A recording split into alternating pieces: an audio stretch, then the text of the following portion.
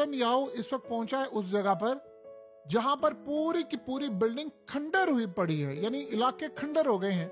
सोचे Netanyahu bunker में छुपा हुआ था चूहों की तरह और अब निकलकर सामने आ गया है। आप अंदाजा करें कि उसकी सूरत हाल इतनी खराब है, आप उसकी बॉडी लैंग्वेज से देख सकते हैं कि उसको खौफ कितना ज्यादा है कि ईरान ने ये क्या कर दिया। सबसे बड़ी डेवलपमेंट ये है वो है चाइना का कार्गो प्लेन। अब चाइना का जो कार्गो प्लेन है वो क्या करने के लिए आया है जब इसराइल धमाके कर रहा है, इसराइल स्ट्राइक कर रहा है। देखिए इस वक्त इसराइल जब अटैक कर रहा है तो सबसे पहले उसने एयर डिफेंस, कम्युनिकेशन और न्यूक्लियर इंफ्रास्ट्रक्चर को तबाह करा है। तो उस वक्त चाइना की मदद आना इस हंगामी हालात में क्या सूरत हाल हो सकती है जब पूरी की पूरी ट्रैफिक बैन है। सबसे पहले आप ये समझ लीजिएगा कि इस वक्त चाइना की जानिब से कई चीजें सामने आ सकती हैं।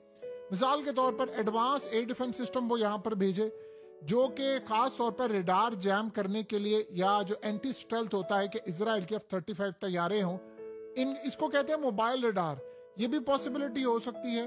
और इसके अलावा चाइना ने बहुत सारी चीजें ऐसी की हैं जिससे खास तौर पर जो सैटेलाइट कम्युनिकेशन है, या जो इस वक्त इजराइल काम ये कर रहा है कि पूरे का पूरा कम्युनिकेशन रेडार जैम कर रहा है, उसको काउंटर करने के लिए इलेक्ट्रॉनिक वॉरफेयर यूनिट्स रवाना करे जिससे ये जैम हो जाए, जो खास तौर पर इनकी इंटरसेप्ट करने की जो सलाहियत है वो बढ़ जाए। और सबसे बढ़कर जो इजराइल कोशिश ये कर रहा है कि ईरान का सिस्टम जैम किया जाए, उसको मिसलीड कर दें और जो इसराइल के तैयारे अटैक करने के लिए आए उनको असल में टारगेट ही नीचे ना नजर आए, जैसे हमने राफेल के साथ किया था, यानी स्क्रीन ब्लैंक हो जाना, घोस्ट इमेजेस आना शुरू हो जाना।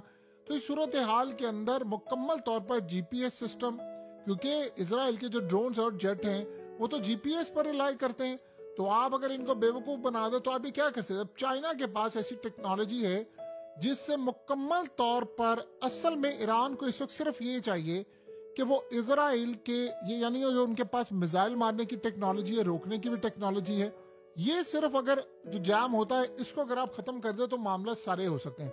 सो इस वक्त आप समझिए इसके अलावा और बहुत सारे इक्विपमेंट्स, हथियार, चीजें हो सकती हैं इस प्लेन में जो कि इस वक्त आया है। और वो हंगामी बेसिस पर जब पूरी सबकी एयर स्पेस क्लोज है तब चाइना की जानिब से मदद आई है। तो चाइना बड़ा क्लियरली खड़ा हो गया है, भाई इस जंग के अंदर मैं खड़ा हूं, तुम्हें जो करना है कर ले। अब आप ये सोचें कि इस वक्त डोनाल्ड ट्रंप के पैरों तले जमीन निकल गई है, उसको अपना आप बचता हुआ नजर नहीं आ पा रहा। सो आप ये सोचें कि इस वक्त नेतन्याहू वो तो पागल हुआ पड़ा है, वो कह रहे हैं मैंने कुछ करना ही नहीं है। सोचे उसने असल में सिनेरियो क्या हुआ था, इंडिया वाला सिनेरियो हुआ है। जैसे इंडिया ने अमेरिका डोनाल्ड ट्रंप की मर्जी से पाकिस्तान पर अटैक किया था, उसने कहा था मैं इसको एक हफ्ते के अंदर अंदर सरेंडर करवा दूंगा, मैं सारा सीपैक बंद करवा दूंगा, मैं ये कर दूंगा। चाइना जब टैरिफ की जंग भी छिड़ी हुई थी